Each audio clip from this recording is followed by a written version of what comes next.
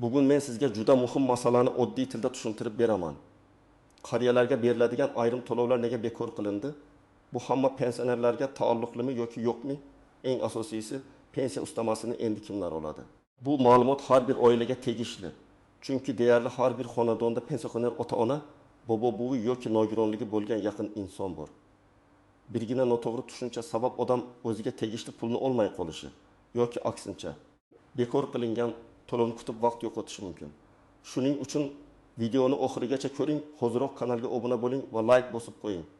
Chunki men bunday masalalarni hujjat, tartib va amaliy misollar asosida tushuntirib boraman. Avvalo, bir narsani aniq qilib olaylik. Ko'pchilik qariyalarga to'lov bekor qilindi degan gapni eshitib, hamma pensionerlarning pensiyasi kamayadi. Hamma qo'shimcha puldan mahrum bo'ladi deb o'ylab qolmoqda. Men buni noto'g'ri tushuncha deb hisoblayman. Odatda bunday xabarlar biror aniq turdagi qo'shimcha to'lov, vaqtinchalik kompensatsiya, ijtimoiy yordam yoki avval boshqa tartibda berilgan ustama o'zgarganda tarqaladi. Pensiyaning o'zi bilan pensiyaga qo'shiladigan ustama, nafaqa, kompensatsiya va ijtimoiy yordam bir xil narsa emas. Oldin qanday edi? Ayrim toifadagi keksalar, yolg'iz yashovchi qariyalar, parvarishga muhtoj shaxslar, urush yoki mehnat faxriylari, nogironligi bo'lgan pensionerlar, boquvchisini yo'qotgan oilalar turli nomdagi qo'shimcha to'lovlarni olib kelgan. Ba'zilari pensiya bilan birga tushgan, ba'zilari mahalla orqali ijtimoiy yordam sifatida berilgan, ba'zilari esa alohida ro'yxat yoki komissiya qarori asosida tayinlangan. Shu sabab odamlar hammasini bir nom bilan qariyalar puli deb atab yuboradi. Aslida esa har bir to'lovning o'z sharti, o'z muddati, o'z hujjati va o'z manbasi bor. Endi nima o'zgardi? O'zgarishning mohiyati shuki, ayrim to'lovlar avtomatik yoki umumiy tarzda berilmaydi, balki aniq mezonlarga qarab tayinlanadi. Ya'ni faqat yoshga kirgani uchun hamma odamga bir xil qo'shimcha pul berilishi shart emas. Davlat ko'proq ehtiyojmandlik, nogironlik holati, parvarishga muhtojlik, yolg'iz yashash, mehnat staji, mukofot yoki alohida maqom kabi mezonlarga e'tibor qaratadi. Shuning uchun kimdir ustama olishda davom etadi, kimdir ariza topshirsa oladi. Kimdir esa avval olgan to'lov bekor qilinganini ko'rishi mumkin. Men tomoshabinlarga doim aytaman, birinchi navbatda mening pensiyam bekor bo'ldimi deb vahima qilmang. Savolni to'g'ri qo'ying. Aynan qaysi to'lov bekor qilindi? Men qaysi toifaga kiraman? Menga qaysi ustama tegishli? Bu ustama avtomatik beriladimi yoki ariza bilan so'raladimi? Mana shu savollarga javob topsangiz, vaziyat ancha oydinlashadi. Endi pensiya ustamasini kimlar olishi mumkinligini batafsil ko'rib chiqamiz. Men buni hayotiy misollar bilan tushuntiraman. Chunki qog'ozdagi qo'yda oddiy odamga ba'zan murakkab tuyuladi. Birinchi toifa yoshga doir pensiya olayotgan, lekin qo'shimcha maqomi bor shaxslar. Masalan, bir inson oddiy yoshga doir pensiya oladi, lekin u ilgari alohida xizmat ko'rsatgan, orden yoki medal bilan taqdirlangan yoki qonunchilikda belgilangan faxriy maqomga ega. Bunday holatda uning pensiya ustama qo'shilishi mumkin. Lekin bu yerda muhim shart bor. Maqom hujjat bilan tasdiqlanishi kerak. Og'zaki men falon joyda ishlaganman, meni ham faxriy deyishadi. Mahalla biladi degan gap yetarli bo'lmaydi. Guvohnoma, mukofot hujjati, arxiv ma'lumoti yoki rasmiy tasdiq kerak bo'ladi. Ikkinchi toifa nogironligi bo'lgan pensionerlar. Agar pensioner nogironlik guruhi bo'yicha pensiya olayotgan bo'lsa yoki yoshga doir pensiya olayotib nogironlik holati ham rasmiy tasdiqlangan bo'lsa, unga ayrim ustamalar yoki imtiyozlar tegishli bo'lishi mumkin. Bu yerda ham asosiy masala tibbiy mehnat ekspertiza komissiyasi xulosasi nogironlik guruhi, uning muddati va qayta ko'rik sanasidir. Masalan, 68 yoshli ayol 2 guruh nogironligi bo'yicha hujjatga ega. U oddiy pensiya bilan birga nogironlikka bog'liq qo'shimcha imtiyoz yoki ustama olish huquqiga ega bo'lishi mumkin. Agar hujjat muddati to'ygan bo'lsa, to'lov to'xtab qolishi tabiiy. Bu bekor qilish emas. Hujjatning muddati o'tgani sabab to'xtatish bo'lishi mumkin. Uchinchi toifa o'zgalar parvarishiga muhtoj bo'lgan keksalar. Bu juda muhim masala. Ba'zi qariyalar o'zlari mustaqil yurib tura olmaydi. Dori darmonini vaqtida icha olmaydi. Ovqat tayyorlay olmaydi. Hujjat ishlarini qila olmaydi. Bunday holat faqat yosh bilan emas, tibbiy xulosa va ijtimoiy baholash bilan tasdiqlanishi kerak. Masalan, Tagazin 2 yoshli ota yolg'iz yashaydi. Farzandlari boshqa viloyatda. Sog'ligi sabab doimiy yordamga muhtoj. Agar bu holat rasmiy tartibda aniqlansa, u ijtimoiy xizmat, parvarish bo'yicha yordam yoki ayrim ustamalardan foydalanishi mumkin. Lekin faqat yoshi katta degani bilan bunday to'lov avtomatik chiqmaydi. 4-toifa yolg'iz yashovchi va yordamga muhtoj keksalar. Bu yerda yolg'iz so'zini to'g'ri tushunish kerak. Ba'zi odamlar alohida uyda yashaydi. Lekin farzandlari yonida doimiy yordam beradi, moddiy ahvoli yaxshi. Boshqa bir odam esa haqiqatdan ham yolg'iz, doimiy daromadi faqat pensiya, sog'lig'i yomon, uy-joy sharoiti og'ir. Davlat odatda ikkinchi holatga ko'proq e'tibor qaratadi. Mahalla ijtimoiy xodim pensiya bo'limi yoki boshqa mas'ul idoralar insonning real ahvolini o'rganishi mumkin. Shuning uchun yolg'iz yashovchi pensionerlar o'z holatini rasmiylashtirishdan tortinmasligi kerak. 5-toifa bo'g'uvchisini yo'qotgan shaxslar. Masalan, xotin ikkalasi ham pensioner edi. Vafot etdi. Ayolning o'z pensiyasi juda kam, oilaviy daromad keskin tushib ketdi. Bunday vaziyatda boquvchisini yo'qotganlik bo'yicha nafaqa yoki boshqa ijtimoiy yordam masalasi ko'rib chiqilishi mumkin. Lekin hamma holatda ham vafot etgan turmush o'rtog'ining pensiyasi avtomatik tarzda to'liq ikkinchi kishiga o'tmaydi. Bu juda keng tarqalgan xato fikr. Qonunchilikda qaysi holatda, kimga, qanday tartibda to'lanishi aniq belgilangan bo'ladi. Endi raqamli misol keltiraman. Tasavvur qiling, bir pensioner oyiga 1.200.000 so'm pensiya oladi. U ilgari qo'shimcha 1.500.000 so'm kompensatsiya olgan bo'lishi mumkin. Agar shu kompensatsiya turi bekor qilinsa yoki uning shartlari o'zgarsa, odamning asosiy pensiyasi yo'qolmaydi. Faqat o'sha 1.500.000 so'mlik qo'shimcha qismi to'xtashi mumkin. Boshqa pensioner esa 1.500.000 so'm pensiya oladi. Bundan tashqari nogironlik guruhi yoki alohida maqomi sabab ustama oladi. Uning hujjatlari joyida bo'lsa, u ustamani olishda davom etishi mumkin. Demak, ikki odamning holati bir xil emas. Yana bir misol 75 yoshli ona pensiya oladi. Hech qanday qo'shimcha maqomi yo'q. Farzandlari bilan yashaydi. Uy-joy sharoiti yaxshi, daromad manbalari bor. U hamma qariyalarga to'lov berilar ekan deb ariza topshirsa ham, unga qo'shimcha to'lov chiqmasligi mumkin. Boshqa tomonda 76 yoshli ona yolg'iz yashaydi. Sog'lig'i yomon, pensiyasi eng zarur xarajatlarga ham yetmaydi. Dori uchun ko'p pul ketadi. U mahalla va tegishli idoralarga murojaat qilsa, ijtimoiy yordam, kompensatsiya yoki boshqa qo'llab-quvvatlash masalasiz ko'rib chiqilishi mumkin. Bu yerda farq yoshda emas, ehtiyoj va hujjat bilan tasdiqlangan holatda. Endi eng ko'p xato qilinadigan joylarni tushuntiraman. Birinchi nozik jihat. Ustama bilan bir martalik yordamni aralashtirmang. Ustama odatda pensiyaga qo'shib har oy berilishi mumkin. Bir martalik yordam esa muayyan vaziyatda bir marta yoki vaqtinchalik ajratiladi. Masalan, dori-darmon uchun, uy-joydagi og'ir holat uchun, bayram arafasida, tabiiy ofat yoki favqulodda vaziyatdan keyin yordam berilishi mumkin. Odam bir marta pul olgan bo'lsa, bu endi har oy keladi degani emas. Ikkinchi nozik jihat, avval olardim. Endi tushmadi degan holatda darhol xulosa chiqarmang. Sabablar ko'p bo'lishi mumkin. Hujjat muddati tugagan bo'lishi mumkin. Bank kartasi bilan bog'liq muammo bo'lishi mumkin. Qayta hisob-kitob ketayotgan bo'lishi mumkin. Ma'lumotlar bazasida yangilanish bo'lishi mumkin. Qaysidir imtiyoz turi qayta tasdiqlashni talab qilgan bo'lishi mumkin. Shuning uchun birinchi qadam vahima emas, aniqlashtirish bo'lishi kerak. 3-nozik jihat. Yashash manzili va ro'yxatdagi ma'lumotlar. Ko'p pensionerlar bir joyda ro'yxatda turadi, boshqa joyda yashaydi. Farzandining uyiga ko'chib ketgan, lekin ro'yxatdan chiqmagan bo'lishi mumkin. Mahalla uni topa olmaydi. Ijtimoiy xodim real holatini baholay olmaydi. Xat yoki bildirishnoma boshqa manzilga ketadi. Keyin odam menga hech kim aytmadi deydi. Men bunday holatlarda manzil, telefon raqami, bank ma'lumotlari, pasport ma'lumotlari yangilanganini tekshirishni maslahat beraman.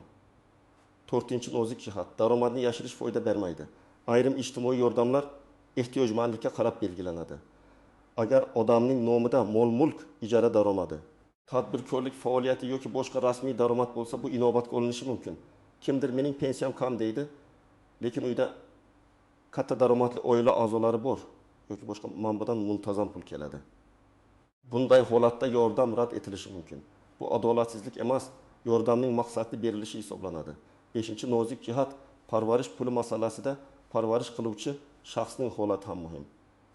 Ba'zi hollarda keksa qarayotgan odam ishlaydimi, boshqa nafaqa oladimi, o'sha shaxsga rasman parvarish majburiyati yuklanganmi, bular ham ko'riladi. Masalan, nabira buvisiga qaraydi, lekin o'zi rasmiy ishda ishlaydi. Boshqa holatda qizi onasiga to'liq qaraydi, ishga chiqa olmaydi. Bu ikki vaziyat huquqiy jihatdan turlicha baholanishi mumkin. Shuning uchun men qarayapman, menga pul bering degan murojaatning o'zi yetarli emas. Tartib bo'yicha hujjat kerak. 6-chi nozik jihat pensiya qayta hisoblanishi. Ba'zi pensionerlar ishlagan yillari ish haqi, staji yoki arxiv hujjatlari to'liq kiritilmagani sabab kam pensiya olib yurgan bo'lishi mumkin. Keyin ular yangi hujjat topadi. Masalan, 1995-1992 yillardagi ish joyidan ma'lumotnoma, arxivdan staj tasdig'i yoki ish haqi haqida hujjat. Shunda pensiya qayta hisoblanishi mumkin. Bu ustama emas, pensiya miqdorini to'g'ri aniqlash bo'ladi. Lekin odamlar buni ham ustama oldim deb aytadi. Aslida sabab boshqacha. 7-chi nozik jihat qonuniy o'zgarishlar hamma hududda bir kunda bir xil ko'rinmasligi mumkin. Tizimda texnik yangilanish, budjetdan moliyalashtirish jadvali, mahalla ro'yxatlari, ijtimoiy xizmatlar ma'lumotlari ta'sir qilishi mumkin. Bir qo'shni pul oldi, ikkinchisi olmadi degan gap bilan xulosa chiqarib bo'lmaydi. Qo'shningizning yoshi sizniki bilan bir xil bo'lishi mumkin. Lekin uning nogironlik guruhi, faxriy maqomi, oilaviy holati yoki hujjatlari boshqa bo'lishi mumkin. Endi kimlar xavotir olishi kerak, kimlar esa ortiqcha tashvishlanmasligi kerakligini aytaman. Agar sizning pensiyangiz faqat yoshga doir oddiy pensiya bo'lsa va siz hech qanday qo'shimcha to'lov olmayotgan bo'lsangiz, qariyalarga to'lov bekor bo'ldi degan xabar sizning asosiy pensiyangiz yo'qoladi degani emas. Agar siz oldin alohida qo'shimcha pul olib kelgan bo'lsangiz, aynan o'sha to'lovning nomini aniqlang. Agar siz nogironlik, parvarish, faxriy maqom yoki ehtiyojmandlik asosida ustama olayotgan bo'lsangiz, hujjatlaringizning muddati va ma'lumotlaringiz to'g'riligini tekshiring. Agar to'lov to'xtagan bo'lsa, sababini yozma yoki rasmiy tarzda so'rang. Endi men sizga nima qilish kerakligini bosqichma-bosqich tushuntiraman. Birinchi qadam, oxirgi pensiya tushumlaringizni tekshiring. Bank ilovasi, bankomat cheki yoki bank bo'limidan ma'lumot oling. Qaysi oyda qancha tushganini yozib chiqing. Masalan, yanvarda 20 ming so'm, fevralda 20 ming so'm, martda 1.200 so'm tushgan bo'lsa, demak 1.2 ming so'm farq bor. Shu farq nimadan kelib chiqqanini aniqlash kerak. Ikkinchi qadam, pensiya bo'limiga murojaat qiling. Yashash joyingizdagi pensiya jamg'armasi bo'limiga boring yoki telefon orqali aniqlang. Mening pensiyam kamaydi deb umumiy gapirmang. Aniq so'rang. Mening pensiyam tarkibida qaysi ustamalar bor edi? Qaysi to'lov to'xtatilgan? To'xtatish sababi nima? Qayta tiklash uchun qanday hujjat kerak? Agar imkon bo'lsa, yozma javob so'rang. Yozma javob keyingi murojaatlar uchun juda muhim. 3-qadam, hujjatlarni yig'ing. Odatda pasport yoki ID karta. Pensiya guvohnomasi, bank rekvizitlari, yashash manzili haqidagi ma'lumot, nogironlik bo'yicha xulosa, tibbiy ma'lumotnoma, faxriy maqom guvohnomasi, mukofot hujjati, mehnat daftarchasi, arxiv ma'lumotnomasi, nikoh yoki o'lim haqidagi guvohnoma, oila tarkibi haqidagi ma'lumot talab qilinishi mumkin. Har bir holatda ro'yxat boshqacha bo'ladi. Shuning uchun idoradan aynan sizga kerakli hujjatlarni so'rang. 4-qadam. Mahallaga murojaat qiling. Agar siz yolg'iz yashasangiz, ehtiyojmand bo'lsangiz, dori-darmon xarajatingiz ko'p bo'lsa, parvarishga muhtoj bo'lsangiz, mahalla raisi xotin-qizlar faoli, hokim yordamchisi yoki ijtimoiy xodimga holatingizni tushuntiring. Faqat o'zaki aytib ketmang, ariza qoldiring. Arizada ismingiz, manzilingiz, telefon raqamingiz, pensiya miqdori, muammoingiz, qanday yordam so'rayotganingiz aniq yozilsin. Masalan, men yolg'iz yashayman, oyiga falon miqdorda pensiya olaman, doimiy dori xarajatlarim bor. Ijtimoiy yordam yoki tegishli usta masalasini ko'rib chiqishingizni so'rayman deb yozish mumkin. 5-qadam, tibbiy hujjatlarni yangilang. Agar parvarishga muhtojlik yoki nogironlik bilan bog'liq masala bo'lsa, shifokorga boring, kerakli tekshiruvlardan o'ting, tibbiy xulosalarni rasmiylashtiring. Ko'p odamlar hamma biladi, men kasalman deydi.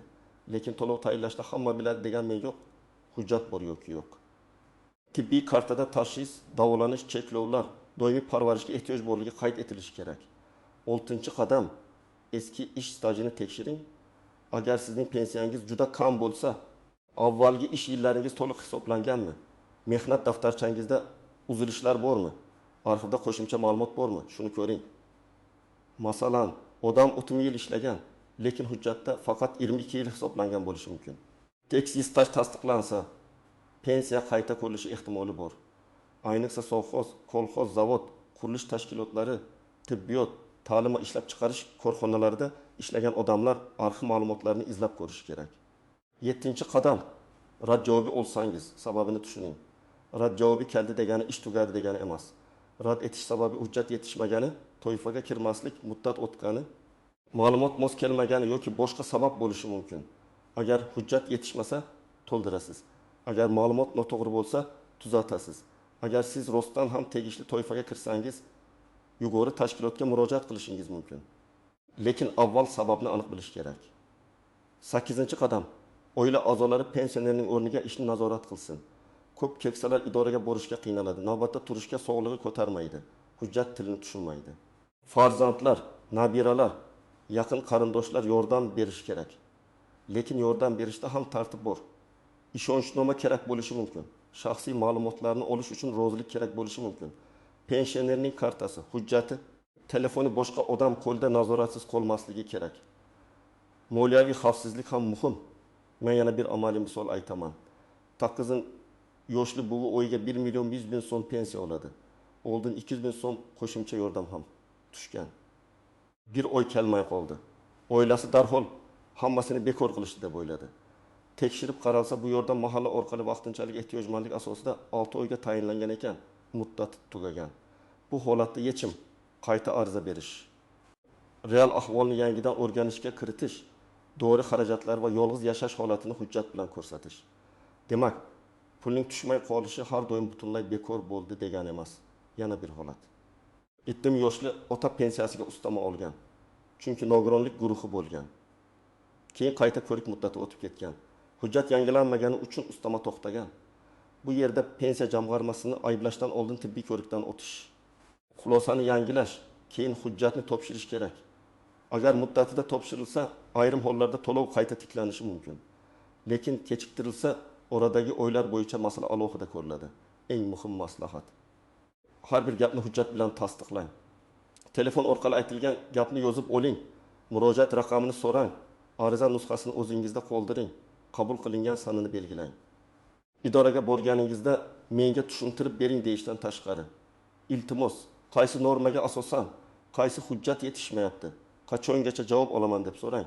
Shunda sizning murojaatingiz aniqroq ko'rib chiqiladi. Bugungi masalaning mohiyati shuki, qariyalarga oid ayrim to'lovlar bekor qilinishi yoki shartlari o'zgarishi mumkin. Lekin bu hamma pensionerlarning asl pensiyasi bekor bo'ldi degani emas. Pensiya, ustama, kompensatsiya, ijtimoiy yordam va parvarish puli alohida tushunchalar. Kim ustama oladi? Hujjat bilan tasdiqlangan maqomi, nogironligi, parvarishga muhtojligi, ehtiyojmandligi, faxriy yoki alohida huquqi bor shaxslar olishi mumkin. Kim xavotir qilmasligi kerak? Faqat mish-mish eshitgan, lekin pensiyasi o'z vaqtida tushayotgan, qo'shimcha to'lovi bo'lmagan odamlar ortiqcha vahima qilmasligi kerak. Kim darhol tekshirishi kerak? To'lov kamaygan, ustamasi to'xtagan, hujjat muddati tugagan yoki mahalla ro'yxatida holati yangilanmagan pensionerlar. Men sizga tavsiya qilaman. Bugunoq pensiya tushumlaringizni tekshiring. Qaysi ustama olayotganingizni aniqlang. Hujjatlaringizni tartibga keltiring. Kerak bo'lsa mahalla va pensiya jamg'armasiga yozma murojaat qiling. O'z haqqingizni bilsangiz, ortiqcha vahimaga tushmaysiz va sizga tegishli yordamni olish imkoniyatingiz oshadi. Sizning hududingizda qariyalarga to'lov masalasida qanday o'zgarish bo'ldi? Pensiya yoki ustama kamaygan holatlar bormi? Fikringizni izohlarda yozib qoldiring. Boshqa tomoshabinlarga ham foydasi tegadi. Videoni foydali deb bilsangiz, albatta like bosing, yaqinlaringizga yuboring va kanalga obuna bo'ling. Men keyingi videolarda pensiya, nafaqa, ustama va ijtimoiy yordam bo'yicha eng muhim masalalarni yana oddiy tilda tushuntirib beraman.